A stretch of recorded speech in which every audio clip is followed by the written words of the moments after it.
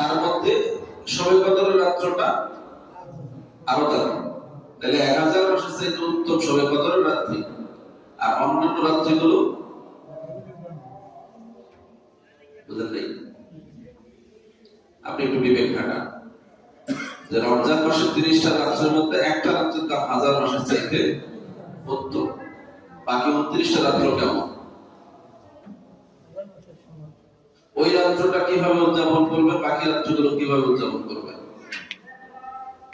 রমজানের প্রত্যেকটা রাত্র একই নিয়মে উদযাপিত হবে, কি বলে ঠিক না? শবে কদরের রাত্রিতে আপনি বিশেষ মর্যাদা দিবেন, বিশেষ আমল করবেন, এটা হচ্ছে ওই রাত্রির ফজিলতটাকে হাসিল করার জন্য। তাহলে রমজানের অন্য রাত্রিগুলোকে আপনি ছেড়ে দিবেন, ওই একই আমল কিন্তু অন্যান্য রাত্রিগুলো আপনাকে তারাবি পড়তে হবে, এশা পড়তে হবে, তাহাজ্জুদ পড়তে হবে, সাহরি খেতে হবে, প্রত্যেক রাত্রে একই নিয়ম। শবে কদরের রাত্রে যদি কেউ শুধু এইটুকুই করে, তারাবি পড়লো, এশার নামাজ পড়লো, সাহরি খাইলো, ফজরের নামাজ জামাতে আদায় করলো, রাসূলুল্লাহ বললেন এও শবে কদর পাইল। আবার কিছু মানুষ রাতভর জেগে রইল, তাসবিহ তাহলিল ইবাদত বন্দেগী গুলো, নফল ইবাদত করলো, রাসূল বললেন এরাও শবে কদর পাইল। ডিফারেন্সটা কি হইল? এরা একটু অর্জন করে নিল বেশি করে। আছে না কিছু মানুষ ওভারটাইম করে কিছু কাজ আদায় করে নেয়, হাজিরা ঠিক আছে কিন্তু পয়সা একটু বাড়ায় নিল। রমজান মাসে প্রত্যেকটা রাত হচ্ছে সমান ডিউটি, শবে কদরের রাতটা হচ্ছে ওভারটাইম ডিউটি। সুবহানাল্লাহ। মর্যাদার দিক থেকে এজন্য রমজানের প্রত্যেকটা মুহূর্ত দামি। কেমন দামি?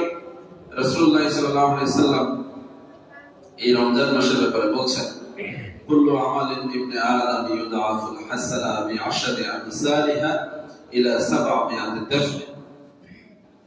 রমজান মাসের প্রত্যেকটা আমল উম্মতের জন্য এত বেশি সওয়াব নিয়ে আসবে যে 7 থেকে 70 গুণ থেকে 700 গুণ পর্যন্ত বৃদ্ধি করে দেয়া হবে।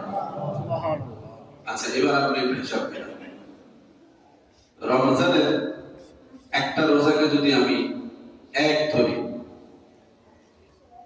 তাহলে রমজানের কারণে এটা মর্যাদা 700 গুণ। কত হইল? 700 হয়ে গেল না? এভাবে প্রত্যেকটা নামাজ, প্রত্যেকটা ইবাদত 700 গুণ। আর শবে কদরের রাত্রিতে 1000 মাস, সেটাও 700 মাসের সমান। 700 গুণ যদি হয় অসুবিধা আছে? রমজানের বরকতে আল্লাহ বললেন শবে কদরের রাত্রে 1000 মাসের চাইতে বেশি দামি। আবার এদিকে রমজানের